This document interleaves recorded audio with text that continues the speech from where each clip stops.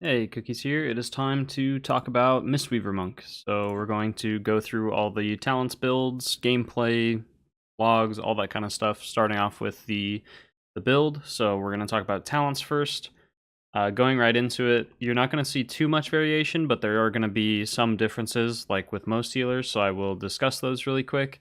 So first off, in our first row, we have pretty much between Chi Burst and Mistwrap here, which the easiest way to tell which talent you need to take is you take Chi Burst if the raid can be nice and stacked up and you can hit a lot of people consistently with it on cooldown, and you take Mistwrap if either you can't hit the raid because they're not very stacked up. They're spread out throughout the fight. So a good example of this would be something like Halandris. As you can see, no one takes Chi Burst at all, and that's because it just isn't effective on that fight because of how spread out the raid is.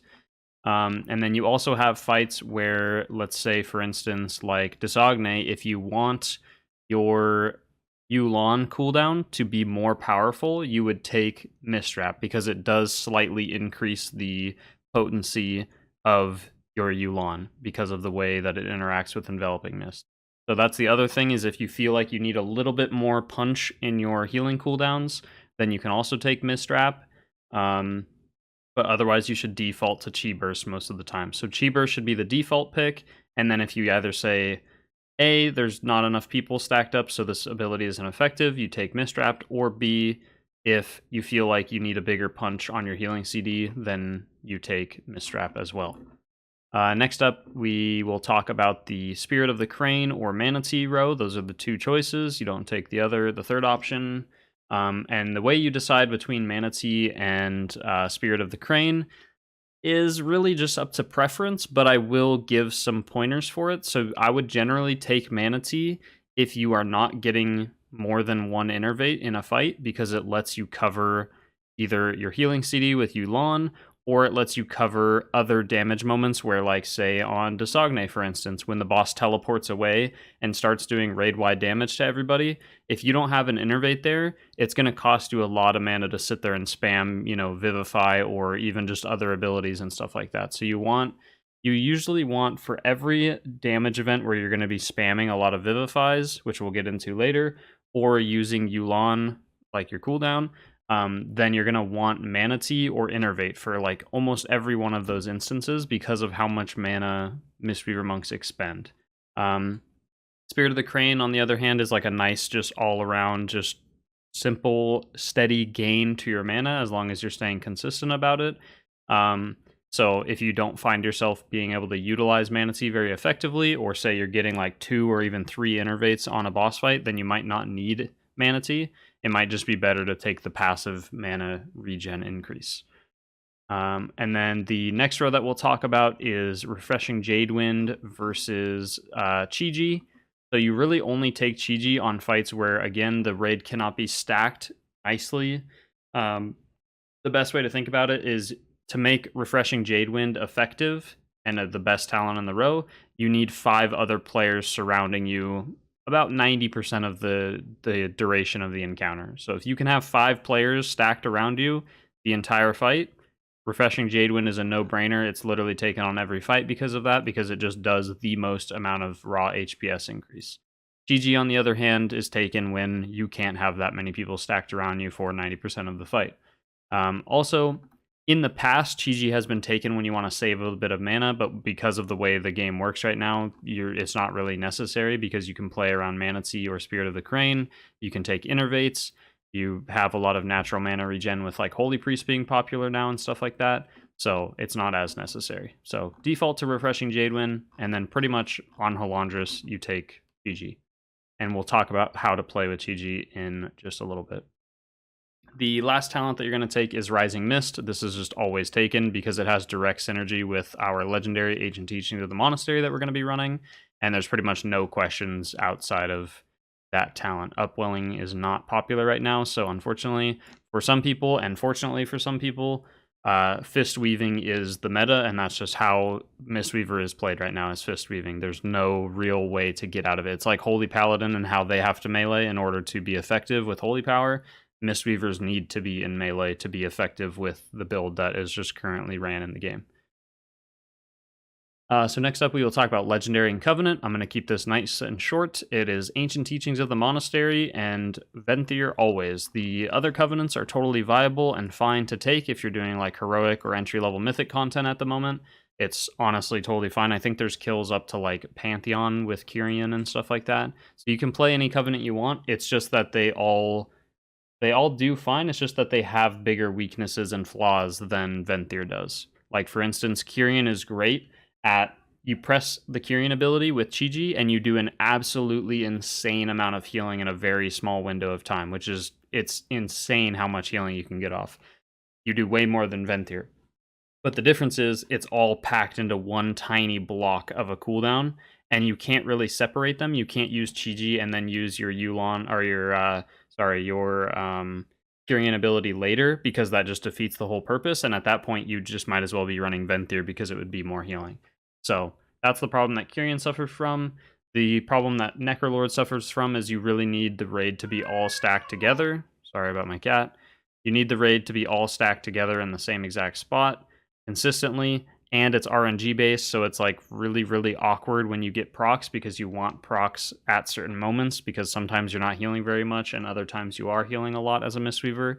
So there's just too much RNG tied behind it, but again, it's totally fine if you can be stacked. And then Night Phase, pretty much the same as Necrolord. You want the raid to be nice and stacked, and it does have some nice synergies with like our 4-piece bonus and stuff like that. So Night Phase is also viable, but Venthyr just trumps all of the other covenants at the moment. So next we will talk about Soulbinds and Conduits. I'm just going to go over Venthyr. So the conduits that matter are just potency conduits. You want Rising Sun Revival and your Venthyr conduit, and then the other potency is kind of a mix between, people take Adaptive Armor Fragment, which just gives you some free intellect, or you can take Resplendent Mist, which will give you a bit of burst on your direct heals. The only problem with Resplendent Mist is it does tend to overheal quite a bit depending on the fight.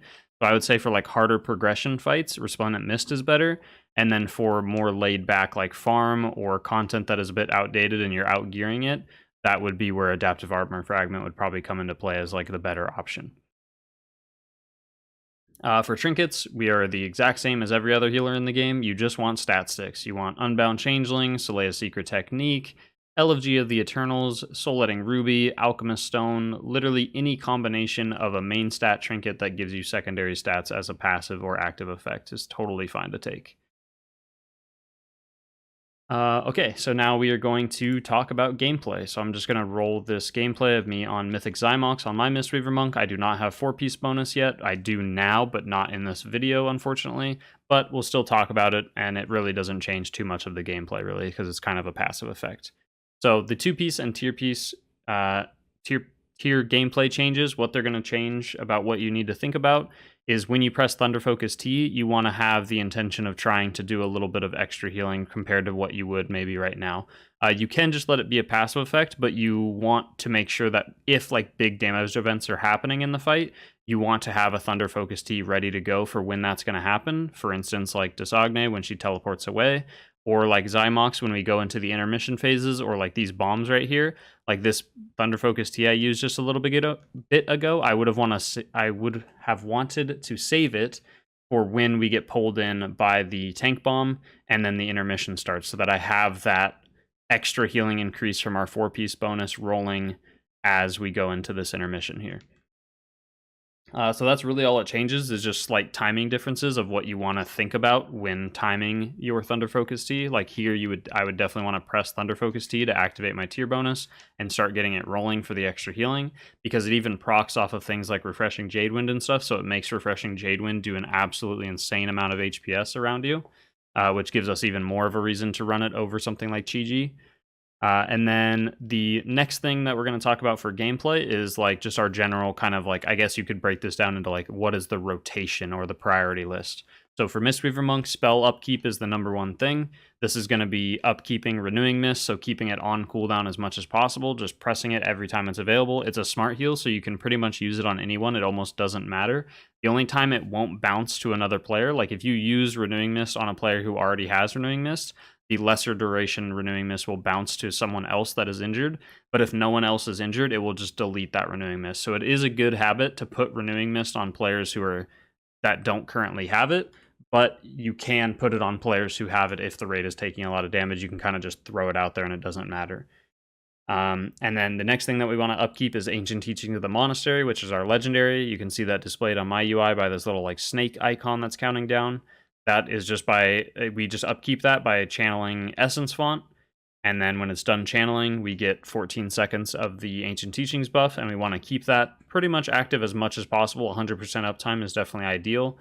But there are moments where we don't necessarily have to keep it up because it's mostly a healing effect. The next thing that we want to upkeep, and certainly the most important, is going to be refreshing Jadewind, keeping that going at all times. You can refresh it like right as it expires, so that you can pretty much keep 90 to like 80% uptime on it throughout an encounter. Next up, we'll talk about how to use Rising Sun Kick and like our melee ability rotation. So Rising Sun Kick is going to be something because of Rising Mist, which is the last tier talent that we took. What this is going to do is every time we press Rising Sun Kick, it's going to extend and heal all. It's going to extend all of the active HOTS or healing effects that we have on people, and then also heal those players for an additional amount. So for instance, we put Renewing Mist on somebody, and then we Rising Sun Kick. It's going to extend the duration of that Renewing Mist and heal that player who has the Renewing Mist on them for an additional amount. This is especially an effective talent and ability when you have things like Essence Font out. So we put out a few Renewing Mist, we put out Essence Font, we let it channel on everybody. It hits, like more than half the raid with the heal over time effects from Essence Font, and then we Rising Sun Kick, and all of those players get a huge, nice heal, and they get those HOTS extended even further, which means that the next time we Rising Sun Kick, it will do the same thing. There is a cap on how much you can extend, so you can't just infinitely keep it going forever. That's why we have to maintain that upkeep on our other abilities, so that's why we want to be pressing Renewing Mist on cooldown and pressing Essence Font to refresh our Ancient Teachings as much as possible. But that is pretty much the gist of how you should be using Renewing or Rising Sun Kick. Sorry, I'm getting all the names confused.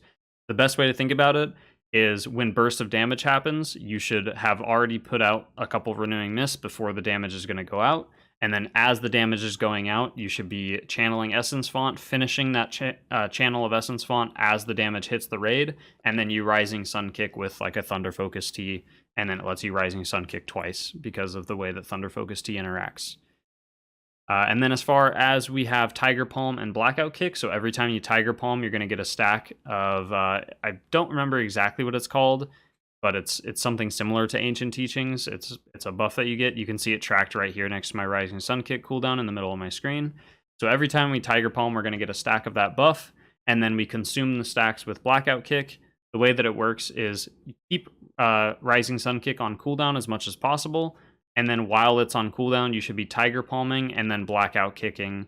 And you can go up to 3 stacks of Tiger Palm before you Blackout Kick, and then it has a chance to reset our Rising Sun Kick. So the way that we do this is, as you can see here, I'm Tiger Palming to 3 stacks, and then I Blackout Kick.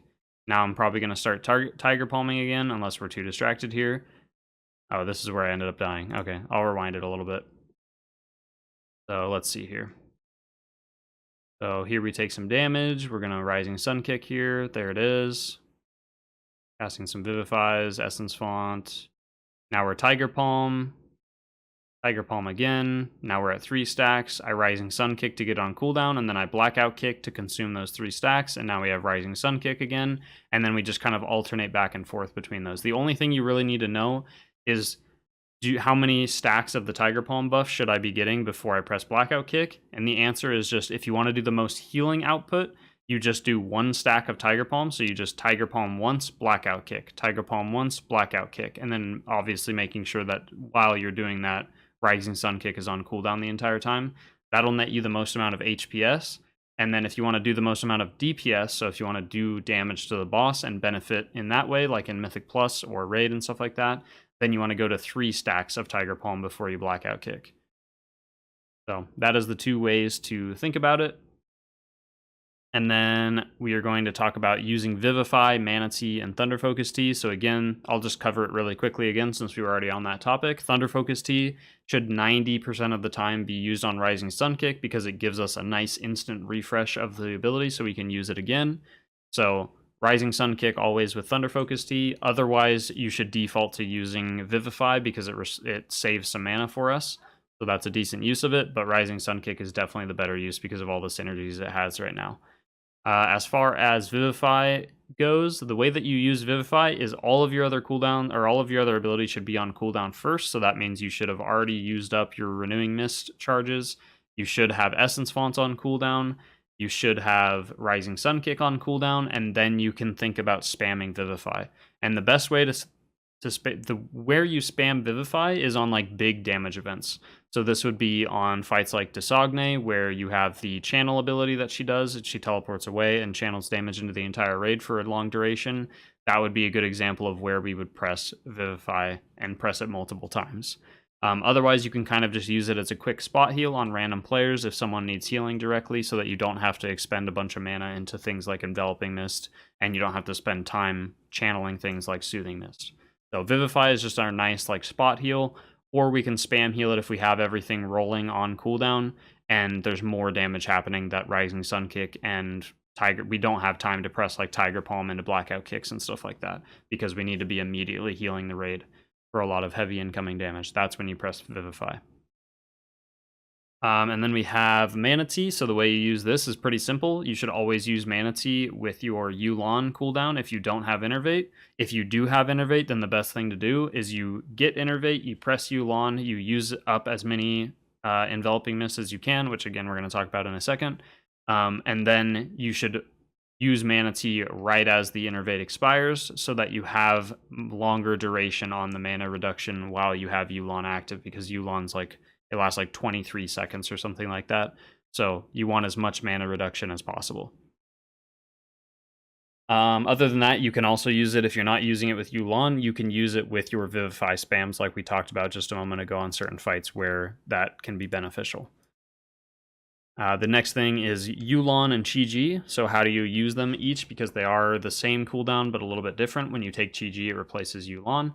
So first we'll talk about Yu'lon. The best way to use this cooldown is you should literally just be spamming Enveloping Mist while it's out, as long as you have the mana for it. It's going to cost a lot of mana. That's why you want things like Innervate, Mana Tea. All of those things are really beneficial. But generally, you press Yu'lon, you're going to press Innervates, or you're gonna press Enveloping Mist, and that's pretty much you should just be hard casting Enveloping Mist. You shouldn't be using it with Soothing Mist or anything like that. You should literally just be hard casting Enveloping Mist. And the reason for that is because every time you press Enveloping Mist, it's how Yu'lon does a majority of its healing, because it targets people that you just targeted with Enveloping Mist and uses another ability on them that heals them even further, and people around them. So it's a very, very potent ability to use. So you can see me using it here. I just activated it. We're going to get Innervate here in a second, and you can see me just literally hard casting Enveloping Mist as many times as I can. And then also, because you don't want to just go from doing this, you can't just spam Enveloping Mist forever unless you have like 3 Innervates back to back. So the way that you do this is once your Innervate is expired, you should go back into that flow of getting Refreshing Jadewind on cooldown, keeping Renewing Mist out, using Thunder Focus Tea with your Rising Sun Kick, and then kind of weaving in a few Enveloping Mist here and there until the end of the duration of Yu'lon. But you shouldn't have to like spam Enveloping Mist till the very, very end. You obviously want to be smart about your mana, so it's okay to use other abilities too and kind of weave in Enveloping Mist to save a bit of mana. And then Chi-Ji, on the other hand, is basically the same thing, but it's free.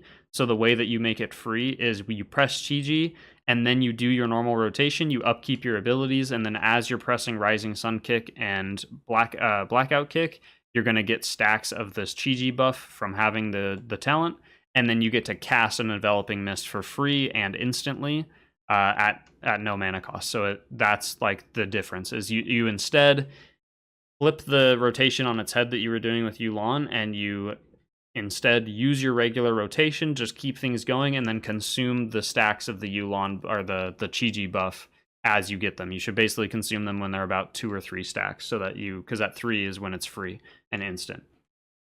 So just build up to 3 stacks by doing your regular thing, and then consume the stacks by pressing Enveloping Mist, and then go back to doing your regular thing, Enveloping Mist, go back to your regular rotation, Enveloping Mist, so on. Okay, so now we will talk about improving a little bit further by looking at logs. So the first thing is we're going to take a look at how to handle heavy raid damage.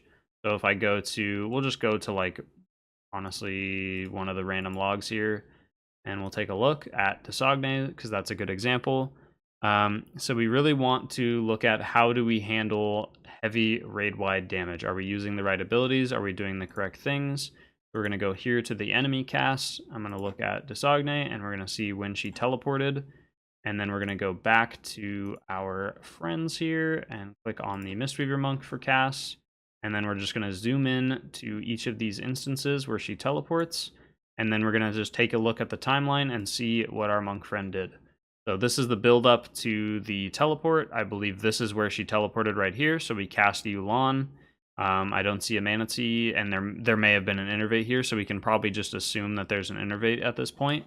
And then we have, so we cast Yu'lon, she teleports away right here, and then we're casting Enveloping Mist, Again, we're hard casting, there's no Soothing Mist involved here. We refresh Refreshing Jadewind because upkeeping our abilities is still very important during this time. Even when we have Yu'lon active, we want to be upkeeping things. So we go ahead and do that. And you can see that a Renewing Mist was like 2 Renewing Mists were used right before this happened. So we get those on CD. Enveloping Mist, we're going to Refreshing Jadewind. We're going to Thunder Focus Tea, Rising Sun Kick to get all of these hots extended and extra healing done.